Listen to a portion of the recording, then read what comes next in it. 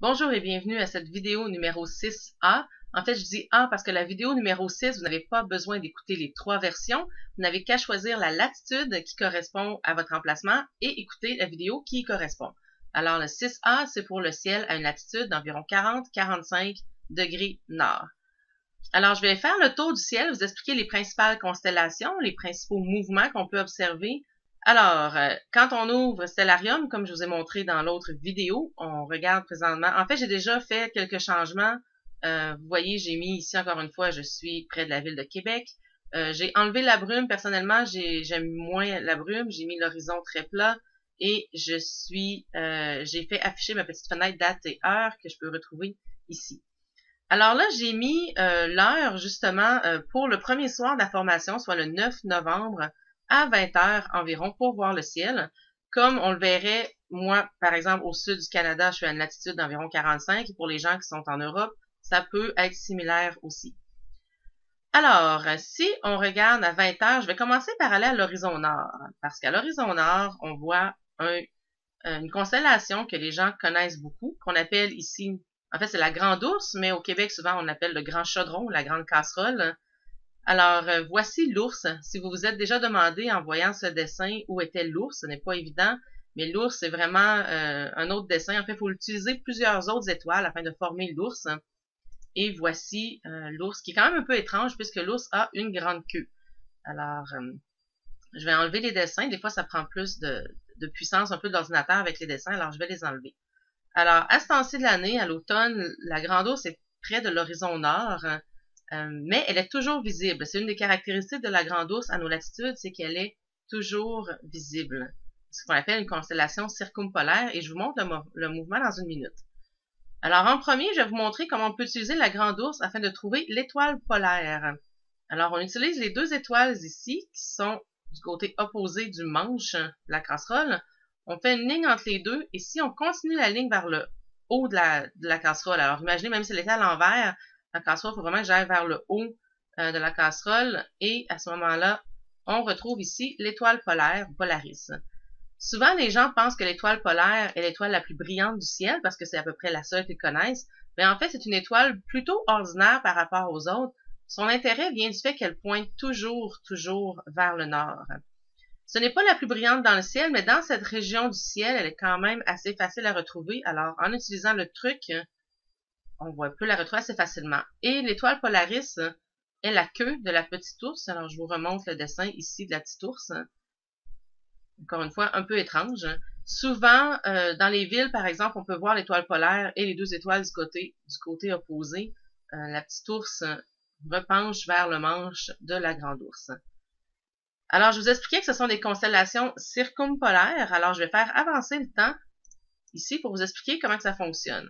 Alors, on voyait dans l'autre vidéo comment les constellations se lèvent à l'est et se couchent à l'ouest, mais certaines constellations près du pôle nord céleste, qui est dans le fond l'étoile polaire est pas mal située au pôle nord céleste. Alors, les constellations qui sont près du pôle nord céleste ne se couchent jamais pour certaines latitudes. Alors, c'est le cas justement à 45 degrés de latitude nord, mais ce ne sera pas le cas pour les gens qui habitent près de l'équateur. Alors, présentement, on voit que ça tourne. On voit le dragon ici qui a descendu et maintenant qui remonte. On voit bien le W de Cassiopée, une autre des constellations assez populaires. Et oups, le jour apparaît. Alors, je vais enlever l'atmosphère pour continuer à voir les étoiles. Alors là, on est rendu demain matin. En fait, les étoiles sont levées. Le soleil est levé, mais ce n'est pas grave. On peut continuer quand même à observer. Alors, vous voyez que Cassiopée ici a descendu, mais est toujours visible. Et là, on va voir la grande ours qui revient tranquillement. Et là, quand je vous disais tantôt, il faut toujours aller comme vers le haut de la casserole. Alors, je vous remonte le truc ici. Vous allez voir la casserole, encore une fois. Alors, faut penser que le haut de la casserole, c'est dans cette direction-là pour l'instant. Alors, voilà, je retrouverai l'étoile polaire. Le truc marche toujours. Et vous voyez, elle descend, mais ne se couchera jamais sous l'horizon. Elle va tout simplement remonter de l'autre côté. Alors, non seulement c'est une constellation facile à identifier dans le ciel, mais en plus, pour nos latitudes, on la voit toutes les nuits de l'année, donc c'est un très bon point de départ. Je vous recommande de partir avec la grande ours, ensuite trouver l'étoile polaire, et là, je vais faire un zoom out, et je vais arrêter le temps un petit peu. Encore une fois, il faut que j'ajuste ma fenêtre là, pour faire les vidéos. Alors, j'aime moins ma petite fenêtre d'ATR ici dans le chemin euh, par rapport à habituellement quand ma fenêtre peut être plus grande. Alors, j'ai fait ici un zoom out un petit peu afin de vous montrer si on prend la grande ours. Alors là, on est comme plus tard dans la nuit, mais le truc marche quand même. On prend la grande ours, on trouve l'étoile polaire. Et si on continue en tournant un petit peu, on retrouve Cassiope. Alors, Cassiope, je vous ai déjà montré, ça peut être un W ou un M, tout dépendant du moment de l'année ou de la nuit. Alors, c'est une autre constellation facile à trouver dans le ciel. Et si je retourne, par exemple, au début de soirée, à 20 heures, alors de ce temps-ci, vers 20 heures, on voit la grande ours près de l'horizon nord, et vous voyez l'étoile polaire, et ensuite Cassiope, qui est très haut dans le ciel, dans le ciel. À ce temps-ci de l'année, il est environ au zénith, même en début de soirée. Alors, je reviens un petit peu.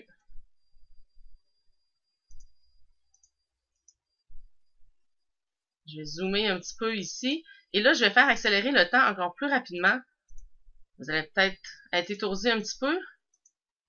Mais juste pour vous montrer comment que l'étoile polaire tourne sur elle-même. Alors, en fait, elle fait des petits cercles. Elle est très près du pôle nord céleste, pas tout à fait exactement dessus, donc elle finit par faire des petits tours. Alors, si je mets par exemple les coordonnées, la grille équatoriale, le point directement au-dessus du pôle nord de la Terre serait ici, ce qu'on appelle le pôle nord céleste, et l'étoile polaire est juste à côté. On est chanceux dans l'hémisphère nord, on a une étoile assez brillante, alignée avec l'axe de rotation de la Terre, alors que dans l'hémisphère sud, il n'y en a pas d'étoile aussi brillante alignée. Alors, je vais enlever ça. Alors, ça fait un peu le tour de ce qu'on retrouve au nord. Vous avez aussi les constellations par exemple, de Céphée, qui ressemble un peu à une maison, un dessin simple d'enfant. Vous avez le dragon aussi, que j'aime bien. Ça part d'une ligne entre la petite ours et la grande ours, qui retourne autour de la petite ours et qui revient. La tête du dragon n'est pas très loin de l'étoile Vega. Là, ce sont des constellations, je dirais, en deuxième étape. Alors, la première étape, ce serait vraiment de trouver la grande ours, la petite ours avec l'étoile polaire et Cassiope. Ce serait déjà un bon départ pour les étoiles au nord. Alors, je reviens. Je crois que ça fait une énorme différence. Oh, je suis rendue en 2016, excusez. Alors, je reviens le 9 novembre 2015 et encore une fois environ à 20 heures. Alors là, on va aller voir ce qui se passe du côté ouest. On va tourner ici. On vient voir du côté ouest. Je vais encore une fois faire un petit zoom out. Et on voit 3 étoiles brillantes, ce qu'on appelle le triangle d'été. C'est encore visible à ce temps-ci de l'année, mais on va le perdre là, vraiment dans les prochaines semaines. Il se couche un peu après le coucher du soleil, là, quand même pas très tard dans la nuit. Alors, on a l'étoile brillante Vega, qui va être la plus brillante des 3. On a Altaïr aussi ici, comme justement Vega était ici, et Deneb en haut. Alors, ces trois étoiles-là ne font pas partie de la même constellation. Pourtant, on l'appelle, c'est un système, c'est une référence qu'on utilise souvent, ce qu'on appelle le triangle d'été. Et dans ce cas-là, comme ce n'est pas une des constellations officielles reconnues aujourd'hui, on appelle ça un astérisme. Même chose pour la partie casserole de la grande ours. Souvent, on appelle ça un astérisme, comme ce n'est pas une constellation officielle, juste cette partie-là. Alors, le grand triangle ici, Vega fait partie, et là, je vais zoomer un petit peu pour vous montrer. Vega fait partie de la constellation de la Lyre, qui est un petit parallélogramme à côté de Vega. Vous avez ici Altaïr qui fait partie de l'Aigle. Et personnellement, j'aime beaucoup la constellation que Deneb fait partie, c'est le Cygne. Et le Cygne, ça fait vraiment une croix dans le ciel. Et le Cygne, avec son long cou, c'est comme s'il volait dans la bande de la Voie lactée. Alors, son corps est aligné avec la bande de la Voie lactée, donc c'est très intéressant à le regarder. Et d'ailleurs, la tête du Cygne, qui est pratiquement sur la ligne entre Altaïr et Vega, l'étoile Albério, c'est une étoile intéressante. Je vais essayer de vous la montrer ici en zoomant. À l'œil nu, on voit seulement une étoile. Au télescope, on en voit 2. Et là, c'est un petit peu étrange, mais au télescope, on voit bien qu'il y en a une qui est plus blanche bleutée et l'autre qui est plus orange. Alors, c'est une belle cible avec un petit instrument pour voir les 2 étoiles d'Albério. Une étoile double. Et voilà. Alors, je reviens pour ces constellations. Quand on apprend les constellations, évidemment, c'est un peu difficile parce qu'au départ, on va à l'extérieur, on voit des points partout, il n'y a pas les lignes dans le ciel, il n'y a pas les identifications. Alors, je vous en montre quelques-unes dans chaque coin du ciel, mais il faut vraiment partir par celles qu'on connaît, commencer par les constellations qu'on connaît, les étoiles, et ensuite en ajouter un petit peu à la fois. Surtout que tout bouge au cours de la nuit. Si vous revenez, si vous êtes 3 semaines sans regarder le ciel, ça va avoir changé aussi. Alors, il faut être patient, mais à force de le faire régulièrement, on finit par reconnaître certains dessins. Je vous montre une autre petite constellation que j'aime beaucoup ici. En fait, je vais enlever le nom, puisque ça le cache. C'est le dauphin, qui est comme un petit dauphin qui sort de l'eau, qui est situé très près du triangle d'été. Je reviens vers le sud. À ce temps-ci de l'année, on voit quelques étoiles au sud, mais ce n'est pas très évident. En fait, il y a celle-ci.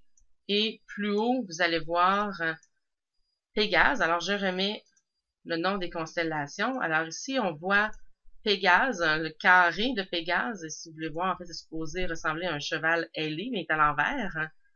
Donc là, on regarderait très haut dans le ciel. Et le carré de Pégase se distingue, mais encore une fois, ce ne sont pas des étoiles super évidentes. Même chose pour les poissons. Alors, les constellations d'automne, plus au sud, sont moins évidentes que celles d'hiver, par exemple.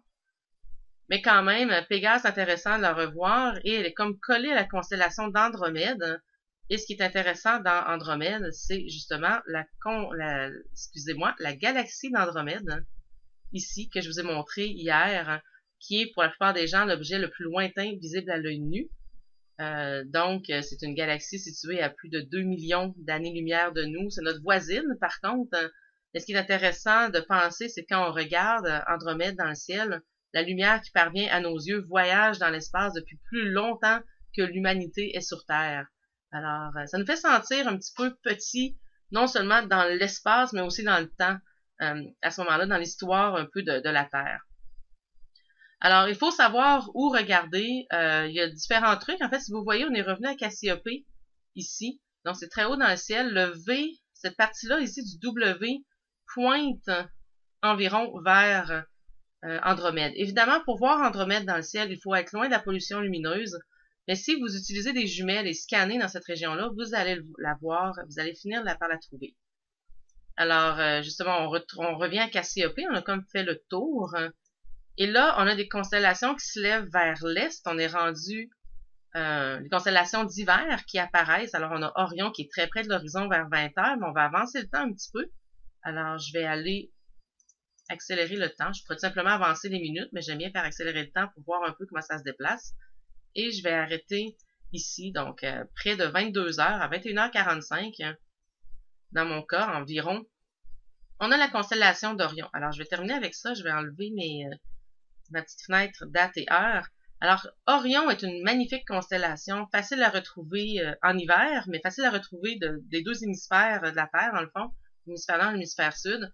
On voit la ceinture d'Orion qui consiste de 3 étoiles qui ont environ la même magnitude, donc la même luminosité. Donc, on les voit assez bien. On a Bételgeuse qui est l'épaule d'Orion, une super géante rouge. Rigel, le pied opposé, est une géante bleue. Et quand on compare les deux étoiles, on peut remarquer la différence de couleur à l'œil nu. Donc, c'est intéressant. Sous la ceinture d'Orion, en fait, si vous imaginez la tête d'Orion, je vous l'ai montré dans l'autre vidéo, mais si vous imaginez la tête d'Orion, sous la ceinture, on voit l'épée d'Orion. Et dans l'épée, on retrouve... Et là, j'ai de la misère à cliquer exactement. Bon, je vais juste zoomer dans cette direction-là. Centrer mon objet. Zoomer. On retrouve la nébuleuse d'Orion. Alors, quand on regarde l'épée d'Orion, on dirait qu'il y a 3 étoiles, mais l'étoile du centre, c'est plus comme une petite tache floue. Et c'est en fait une pouponnière d'étoiles, un endroit où les étoiles se forment. Alors, je reviens, on voit ici justement quelques-unes des constellations d'hiver. On voit Aldébaran dans le Taureau. En fait, en haut, j'ai passé tout droit, mais aussi, là, je reviens ici. Vous savez pas si vous remarquez, vous aviez Cassiopée. Plus bas de Cassiopée, on a la forme de Persée, qui n'est pas nécessairement très évidente. Ça fait comme une ligne d'étoiles qui pointe vers les Pléiades. Alors, les Pléiades, c'est un amas ouvert d'étoiles, en fait, des étoiles assez jeunes, qui se remarquent bien à l'œil nu. Et quand on les voit à l'œil nu, souvent les gens pensent que c'est la petite ours, parce que la forme ressemble un petit peu à la grande ours, mais en mini. Mais c'est en fait un amas d'étoiles. Vous voyez ici les étoiles jeunes, quelques millions d'années, et elles sont encore entourées de la nébuleuse duquel elles sont nées, de laquelle elles sont nées.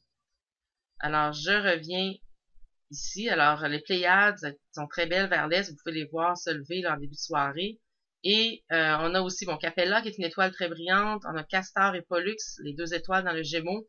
Et si j'augmente le temps encore, j'accélère le temps encore un petit peu, on va voir les étoiles les plus brillantes. Alors, on a Procyon et finalement Sirius, qui est l'étoile la plus brillante dans le ciel de nuit. On la voit bien en hiver. Et toute cette région-là, ici, ça fait comme un grand hexagone d'hiver, dans le fond. Alors, on voit plusieurs étoiles très brillantes dans cette région, qui est visible. Présentement, il est comme 11 heures du soir, alors 23 heures, mais dans les prochaines semaines, on va les voir de plus en plus tôt et on va les voir tout l'hiver. Alors, ça vous fait une introduction au ciel visible en mois de novembre et un peu plus tard en hiver aussi, vu d'une latitude d'environ 45 degrés. Évidemment, amusez-vous avec Stellarium, allez voir les différentes constellations, mais le truc, c'est vraiment de partir des plus brillantes et ensuite d'aller rajouter quelques-unes moins brillantes parce que ce n'est pas évident. En fait, c'est impossible d'apprendre toutes les constellations en une fois. Et on n'a pas besoin de tout connaître les constellations. Je dois admettre que je n'ai jamais vraiment observé le lynx dans le ciel. Pourtant, c'est une constellation pas très loin de la Grande Ourse, mais comme je me repère bien avec la Grande Ourse, avec les Gémeaux, le Cocher, je n'ai pas besoin nécessairement de trouver le lynx entre les deux. Donc, il y a certaines constellations moins évidentes qu'on n'a pas besoin de savoir pour pouvoir bien connaître le ciel et se retrouver dans le ciel. Alors voilà, je vous laisse là-dessus et je vous souhaite de belles observations.